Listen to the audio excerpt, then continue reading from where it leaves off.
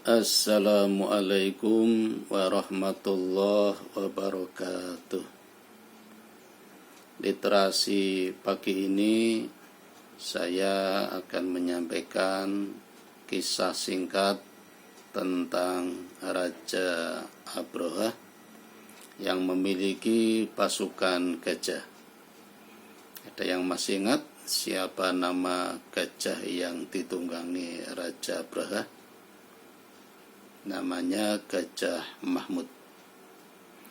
Berikut kisah singkatnya. Imam Al-Qurtubi mengkisahkan dalam tafsirnya bahwa di kota San'a di negeri Yaman ada seorang raja muda bernama Abraha Al-Asram, bawahan dari Raja Najasyi dari Habasyah, sekarang bernama Ethiopia. Raja ini mengirim surat kepada Raja Najasyi bahwa dia telah membangun tempat peribadatan di kota San'a sebagai persembahan kepada Sang Maharaja.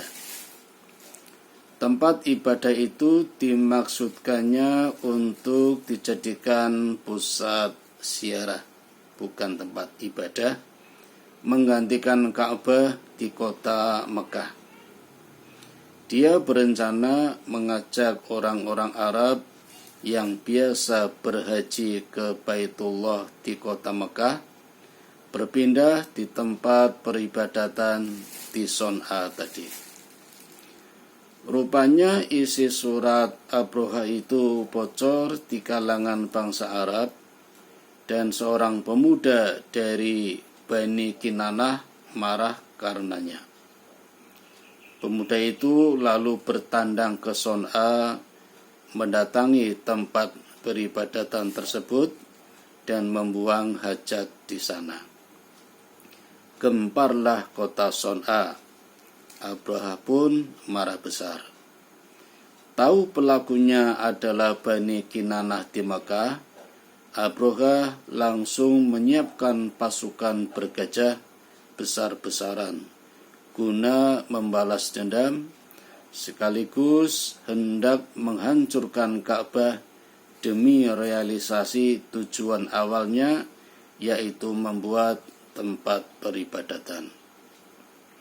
Di pinggiran kota Mekah, tentara Abraha merampas harta benda penduduk Mekah, termasuk 100 ekor unta milik Abdul Muthalib, pemimpin kota Mekah ketika itu.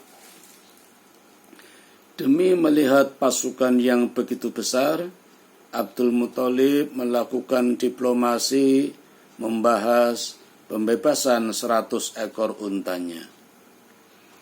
Abraha heran, "Mengapa Anda mau bicara denganku tentang 100 unta yang kurampas dan membiarkan Ka'bah yang merupakan bagian dari agamamu dan agama nenek moyangmu? Padahal aku datang untuk menghancurkannya. Aku pemilik unta, sedangkan rumah itu ada pemiliknya yang akan melindunginya sendiri dari seranganmu," kata Abdul Muthalib, yang tiada lain adalah kakek dari Nabi Muhammad sallallahu alaihi wasallam.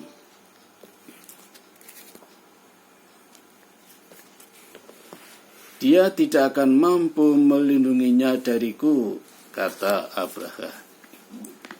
Abdul Muthalib dan kaumnya lalu mengungsi.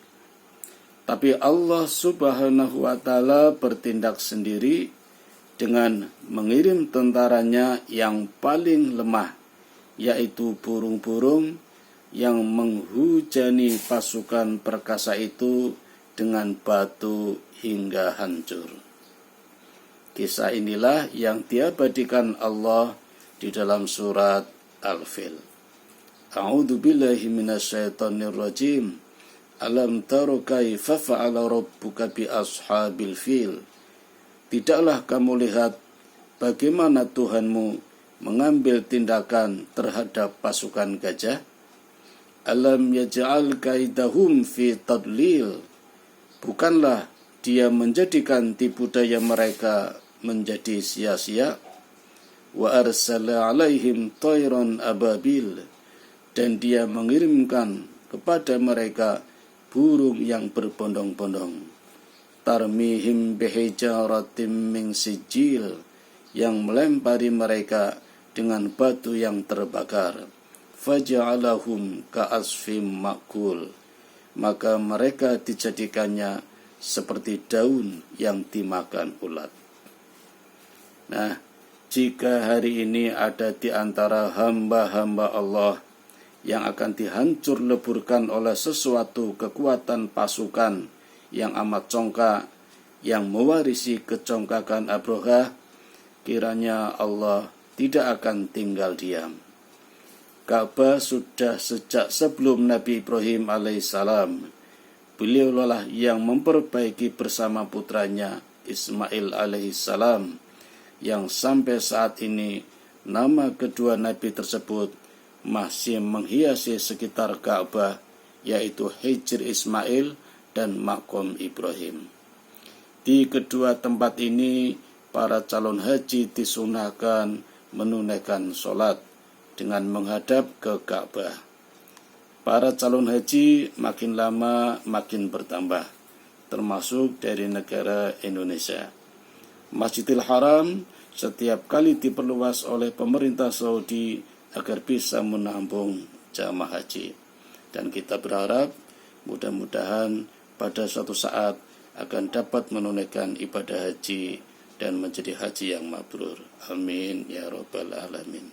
Assalamualaikum warahmatullahi wabarakatuh.